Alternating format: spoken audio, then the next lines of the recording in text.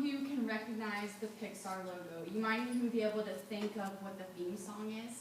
If you heard it, you would know it. And every time you see these characters, you think of the movies and the personal connections that you've made with them. But did you know that these characters didn't always exist, and neither did the technology to create them in the first place? It started with one man who had a dream. So as I teach you the history of Pixar today, I hope that it will allow you to appreciate the movies that you see and even challenge you when you're writing your own story now that we're college students, just like Andy was. You remember when Toy Story first came out and Andy was a kid playing with his toys? You probably weren't even born yet. And now Andy's in college and he's giving his toys away to someone else, and we're in college too. So I believe that looking at the history of Pixar and the movies they created teaches us about how to write our own stories that take twists and turns but always turn out for the good in the end.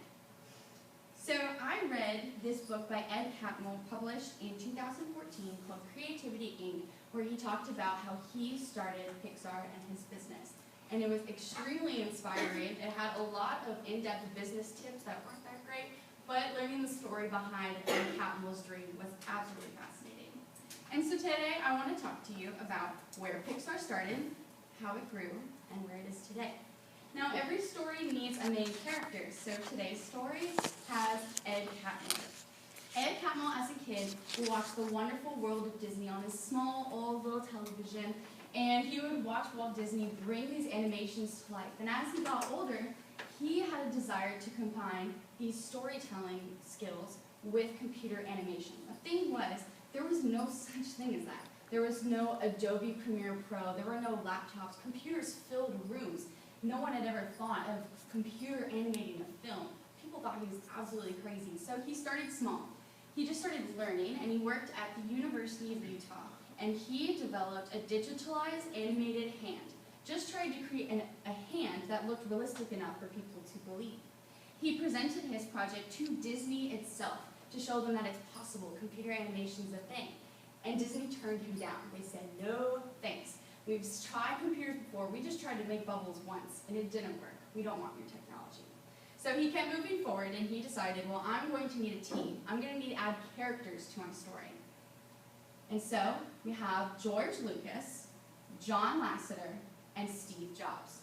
George Lucas is famously recognized for Star Wars, and he acknowledged that technology was going to be really important in Hollywood. And so he put together, in 1979, the computer graphics group that Ed Catmull was in charge of. And they invented the Pixar image computer, which you see at the bottom over there. So Pixar isn't just a company, it was first a computer. It was hardware, software, a system. And they brought on John Lasseter, who was previously fired at Disney Animation Studio for having too crazy of a movie idea. And they brought him on board to their team to start making animated films. And then Steve Jobs came in, and he purchased Pixar. This group right here became Pixar. And they decided they were going to try and sell the Pixar image computer. That didn't work out so well, so they switched their business plan, and they decided to make movies. So they started with Luxo Jr., which you might recognize the lamp, right, from the logo. And the most fascinating thing about this lamp is they made these lamps with no eyes, no eyebrows, no arms, no legs, no face, but yet they seemed human. They seemed to have a soul. That was a mom, and that was a kid, and people got that. And Disney started to take notice. And now that we are past the background of Ed Catmull's story, let's get to the rising action and the climax. So they made a deal with Disney to make one film, just one. And that was Toy Story. Toy Story, it was the greatest thing of its time, and it still is today. They still have Toy Story 4 coming out soon. But people went to go see it, and they couldn't believe their eyes that this was made on a computer. It was completely revolutionary of its time.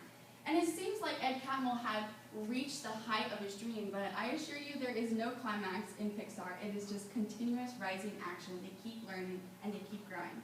When Ed Catmull was making this movie, he wrote in his book, Creativity, Inc., if we made something we wanted to see, others would want to see it too. So they had to prove that they wouldn't be one-hit wonders, so they made A Bug's Life, which stepped up the game in animation. They had to create hundreds of characters, so many settings, and it was even more challenging than the first movie they made, and did even better. So now Ed Catmull's story is not really about him anymore. It's about the new stories he's able to produce at Pixar. And so they started thinking, what's next for Pixar? What are we going to do to prove that we are legit and we need to keep moving forward and keep up this momentum? And so they met at a cafe and they brainstormed and they came up with the next few movies. One of those was Monsters, Inc. in 2001. And one of the challenges that Pixar faced was animating. According to Tim Walker, in June 2013, the Independent newspaper, they animated 2.3 million hairs, individual hairs, on Sully alone. And they have ran a software program just testing it for weeks, months, to make sure it just looked good and looked realistic.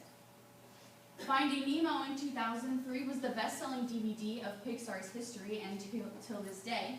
And they sent their animators deep-sea diving to do research, and they actually looked at the coral reefs firsthand to experience that and then create it for us. And then The Incredibles started the idea that Pixar really relies on the morals of the story. And I don't know if you remember, but Mr. Incredible has a moment at the end that teaches boys and men everywhere that humility is not weakness, it's strength. And so from there on out, Pixar always incorporates strong morals for every generation. And then in Cars, this took John Lasseter back to the day where he created a lamp that made it look like a human. And now they had to make cars look like humans too. And so that was a great accomplishment for them. And then Ed Catmull decided that he needed a new character in his story, and they brought on Bob Iger, the CEO of Disney. Now, Disney and Pixar were separate, and then they were brought together through a merger, making them stronger than ever. They were able to create stories that were unique, characters that were inspiring, and technical achievements that were absolutely amazing. So now looking back at Pixar, looking at all these different characters, I hope you have a new appreciation for it, and that you are challenged to continue to write a wonderful story for yourself. And just know that all of these characters started with one man, with one idea, just one, which some may call a light bulb. Thank you.